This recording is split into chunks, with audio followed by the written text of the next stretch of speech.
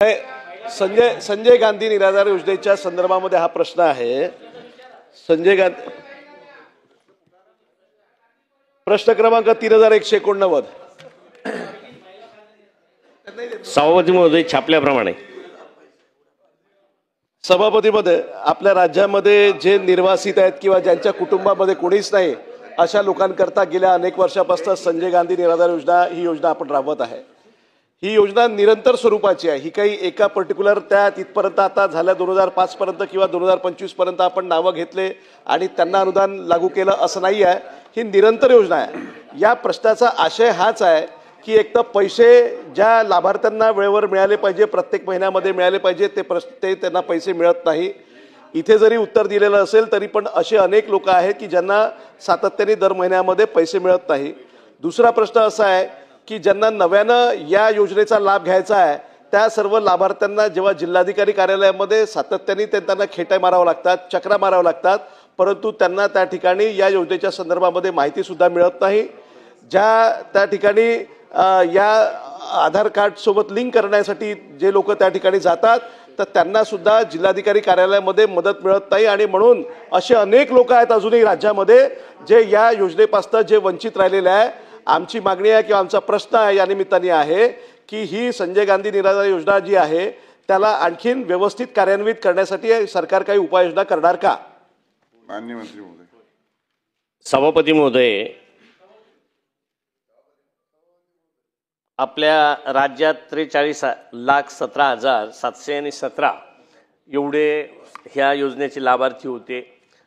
आदरणीय मुख्यमंत्री महोदय आणि सरकारनं थेट डीबीटीद्वारे पैसे देण्याचा जो काही निर्णय घेतला, मग त्या योजना असतील किंवा ह्या संजय गांधीच्या योजना असतील, त्या पद्धतीनं एक 6 महिन्यापासून आत्तापर्यंत 40,48,988 लोक हे आधार लिंक झालेत आणि 2,68,729 लोक ही आधार लिंक झालेले नाहीत आणि म्हणून त्यांचे पैसे देण्याला अडचण कुठल्याच प्रकारची नाही आहे। कारण केंद्र आणि राज्य सरकार जरी पैसे देत असेल, केंद्राकडून निधी येण्यासाठीचा उशीर होतो, परंतु त्या निधीची वाट न पाहता राज्य सरकार हे विशेष सहाय्य म्हणून त्या ठिकाणी देतं।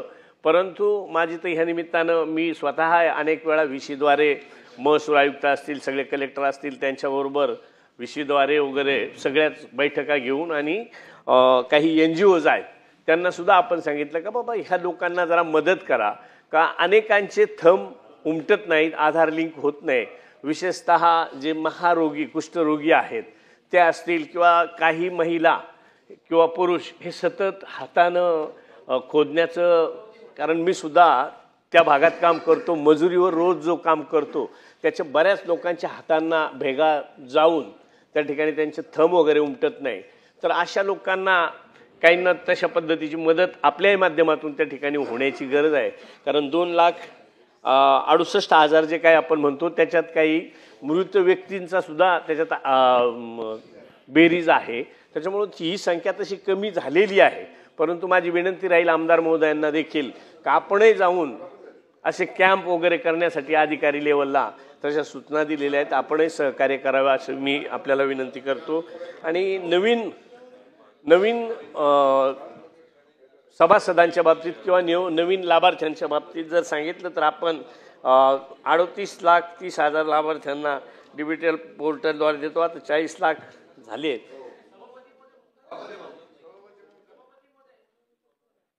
आपणही सर्वांनी सहकार्य करावं असं माझी विनंती। मंत्री महोदयांनी आत्ताच सांगितलं आहे की सरकारने DBTद्वारे मानधन जे आहे ते लाभार्थ्यांच्या खात्यामध्ये वर्गीकरण करण्याचा एक अतिशय चांगली मोहीम कौतुकास्पद आहे। परंतु त्यामुळे काय झाले की अनेक ठिकाणी अनेक लोकांचे आधार कार्ड अद्ययावत नाही आहे आणि बँकेशी आधार कार्ड संलग्न सुद्धा झालेले नाही। तर आपण तर हिंगोली जिल्ह्याचे आमचे पालकमंत्री सुद्धा आहात। हिंगोली जिल्ह्यातच असे बरेचसे लाभार्थी आहेत जे अजूनही म्हणजे संजय गांधी योजनेचेच नाही तर अपंग योजनेचे असतील, विधवा अनुदान असेल, तर अनेक लाभार्थी अजूनही वंचित राहिलेले आहे. तर आपण लवकरात लवकर ही जी उत्तरामध्ये दिलेलं आहे की युद्ध पातळीवरती विशेष मोहीम राबवण्यात येणार आहे आधार कार्ड आणि बँक खातं संलग्नीकरण करण्याचं. तर ही जी मोहीम आहे ही आपण लवकरात लवकर किती दिवसात पूर्ण कराल? कारण 5 महिने झालेले आहे, अनुदान रखडलेलं आहे. त्याच्यामुळे आपण टाइम लिमिट सांगा की किती दिवसामध्ये मोहीम आपण पूर्ण करून या लाभार्थ्यांच्या खात्यामध्ये पैसे वर्गीकरण कराल? धन्यवाद सभापती महोदय. सभापती महोदय, मी तेच सांगितलं की आपल्याला सर्वांना त्याच्यात सहभागीला राहून आधार लिंक करण्यासाठी ज्या ज्या म्हणून अडचणी येत असतील, विशेषतः झोपडपट्ट्या शहरांमधल्या त्या ठिकाणची संख्या जास्त दिसते, खेड्यातली जिथं मजूर वर्ग आहे तिथली संख्या जास्त दिसतात, तर त्यांना ते कशा पद्धतीनं अडचणी येतात, त्याच्यातून काय मार्ग काढता येईल का ते आधार लिंक होतील. काय पैशांचा प्रश्न नाही आहे, फक्त आधार लिंक DBTद्वारे देण्याच्या संदर्भातला जो निर्णय झाला आहे तो चांगल्यासाठीच झालेला आहे. कारण आज पूर्वी जेव्हा आधार लिंक नव्हतं त्यावेळेला मी बघितले सन्माननीय शिंदे साहेबांनी सांगितलं होतं का आधार लिंक नव्हतं तेव्हा खूप चुकीच्या पद्धतीनं वाटप होत होतं आणि ते होऊ नये म्हणून चांगल्यासाठी केलेली बाब आहे. तर माझी पुन्हा विनंती आहे की आपण सगळ्यांनी सहभाग नोंदवला तर 100% आधार लिंक जर केले तर पैशाचा प्रश्न येणारच नाही. सदाभाऊ खोत. सभापती महोदय, संजय गांधी निराधार योजनेची बैठक दर 3 महिन्यानं होत असते आणि त्यामुळे एखाद्या प्रकरणात काही त्रुटी निघाली तर त्या लाभार्थ्याला 90 दिवस वाट पाहावी लागते. तर ही बैठक आपण दर महिन्यास घेण्याबाबत आदेश काढणार आहात का? माननीय मंत्री महोदय. होय. शशिकांत शिंदे. महोदय, माझे 2 प्रश्न आहेत स्पेसिफिक. सभापती महोदय, मंत्री महोदय बोला, आपण बोला. ते ऐकणार नाहीत ना, त्या टीव्हीकडे बघतायत ते तिकडे बघतायत सदाभाऊंकडे. मंत्री महोदय, आपल्याकडे या संजय गांधी निराधार योजनेसाठी कमिटी बनवलेली आहे. त्याचे अध्यक्ष असतात, त्यानंतर सदस्य असतात, तहसीलदारांच्या माध्यमातून या कमिटीचं कामकाज चालतं. दर 3 महिन्यांनी आमदार असतात. अध्यक्ष आमदार नसतात ते. आता आमदार नाही आहे, आता कार्यकर्ते तिथं असतात.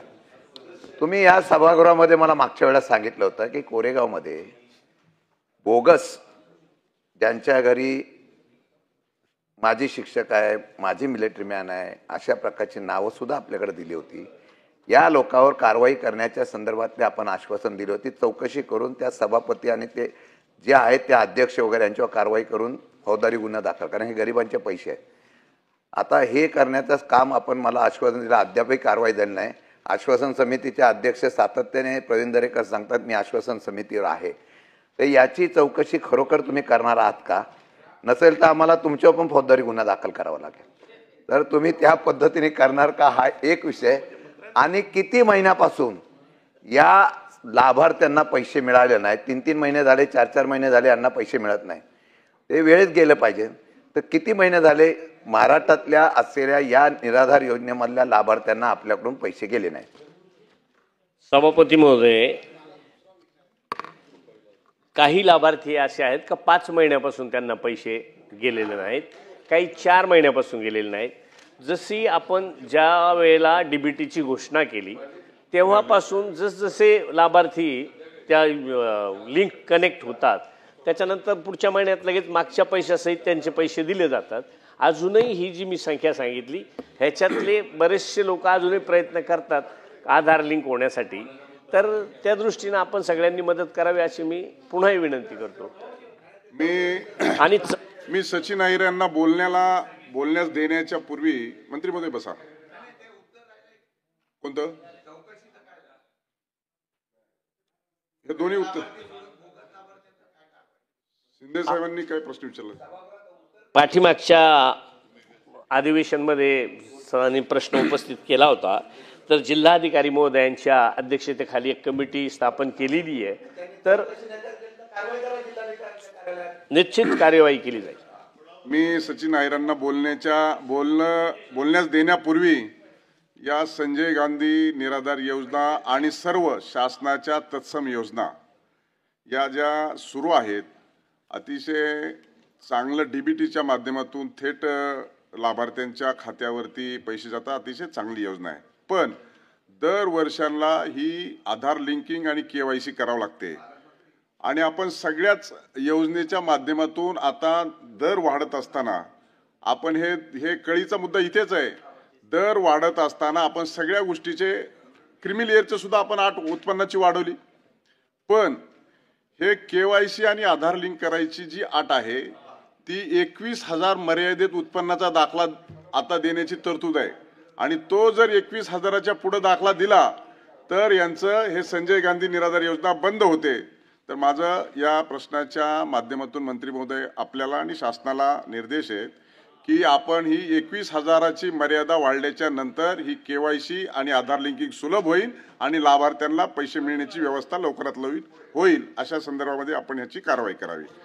सचिन आहे. सचिन आहे. खरी आहे, परंतु मंत्री महोदय आपण जे छापील उत्तर दिलेलं त्याला हरकत आहे. कारण आपण आता म्हणताय की 40 लाख पेक्षा जास्त लोकांना मिळालं, तसं वस्तुस्थिती नाही आहे सभापती. सभापती, हा जो वर्ग आहे ना, हा जो काम करू शकत नाही, तो फक्त पेन्शनची म्हणजे आस लावून असणारा हा वर्ग आहे. तुम्ही लाडकी बहिणीला योजना दिलं, त्या थोडी तरी सक्षम आहेत, काम करू शकतात, हातपाय चांगले आहेत. परंतु हे जे निराधार आहेत आणि विशेषतः ज्येष्ठ आहेत आणि म्हणून सभापती महोदय 40 लाख लोकांना मिळालेलं नाहीये. तसं असेल तर मंत्री महोदयाने आकडे जाहीर करावे आणि आपण म्हटल्याप्रमाणे टेबलवर निवेदन द्यावं जर तुमच्याकडे आर्थिकची माहिती नाहीये. पण अत्यंत हाल होत आहेत. जे लिंक झालेले आहेत त्यांनाही देखील पैसे जर तुम्ही देणार नसाल आणि निवळ फक्त उत्तरामध्ये तुम्ही म्हणताय की 40 लाख लोकांना दिलेले आहे. सभापती महोदय, आपल्या माध्यमातून माझा दावा हे उत्तरच खोटं आहे.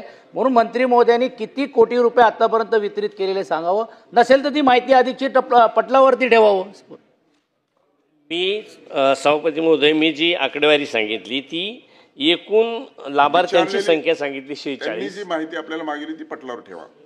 पटलावर ठेवतो.